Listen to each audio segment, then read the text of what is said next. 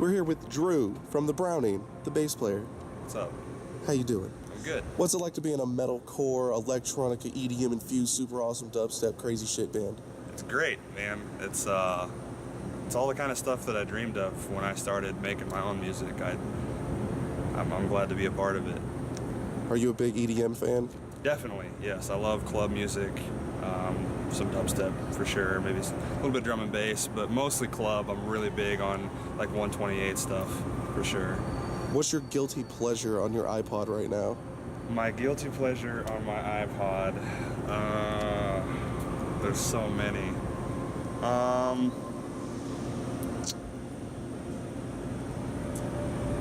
That's a tough one. I listen to so much music. There's literally 130 gig of music on my iPod. So what's the strangest thing you listen to? Mine's got to be Hootie and the Blowfish, man. That's not that strange. I grew up on Hootie and the Blowfish. Discography, but that's definitely a guilty pleasure. You got to hoot. Are you a big 80s new wave fan? Not really, no. Did you like the 90s alternative scene? Yeah, I was into it for a little while, some Collective Soul, stuff like that. What two bands do you think are the most instrumental in what you play and write for the Browning? For what we're doing, me personally, I'm a huge fan of Enter Shikari. Love Enter Shikari. I think like the electronic stuff they do is incredible. I love how political they get. We don't really get political with our stuff, but I think they do it great. Have you got to play with them? No, I would love to someday. And then I think as a whole, we're all pretty strongly influenced by We Butter the Bread with Butter. Oh God. Their sound is like pretty similar to ours, but like in a different fashion. I think that those three bands, the Browning, We Butter the Bread with Butter, and Enter Shikari, would be a massive tour. I think it'd be a great like European tour. I don't know how it would do in America, but yeah. I'll go to it, and I live in America. Yeah, I mean, there's definitely fans of that over here, but like just the electronic metal scene's huge in Europe. It's crazy. What's the best thing and the worst thing you've been told by someone at one of your shows? Like about us? About your band, regarding you and your band.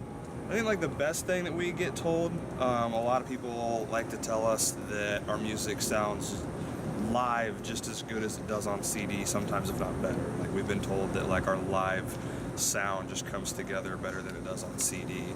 I've heard that a lot too, man. How does that make you feel when you hear things like that? It's great, it's really great to hear stuff like that, because you see lots of bands where it's just the opposite of that. Like they have a great sound on CD and you hear them live and it just doesn't come together well, for whatever reason. So it's definitely good to know that we can recreate our studio album sound live. As far as the worst thing that we've been told, I don't know. We've had some brutally honest fans in Europe. People in Europe are very just straightforward. They're pretentious about their electro. They're not pretentious. They don't have a filter. They'll just tell it exactly how they see it. They won't be kind about it. And they don't mean any harm when they say it. They'll just tell you exactly what they see.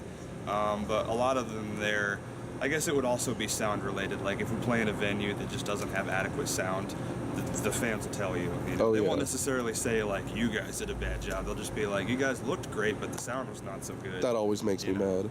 But I hate bad sound. Yeah, it happens. What should fans be excited for about the Browning in the future? Just more touring. Hopefully bigger tours. We're trying to work our way up and just get some bigger things going.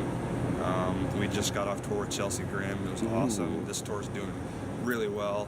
We're excited about it. We're gonna have the summer off just to kind of like regroup and a couple of us are gonna just work and just get some things done, just save up some money and hopefully buy some new gear, stuff like that. Just kind of collect ourselves for whatever's to come this winter. We don't have any tours lined up yet, but we're looking forward to hopefully some bigger things, probably some more European tours. Maybe one of these days we'll get to Australia. Not sure yet. We're hoping so. Excellent. Any last words? Just thanks to all the fans. You guys make it worth it.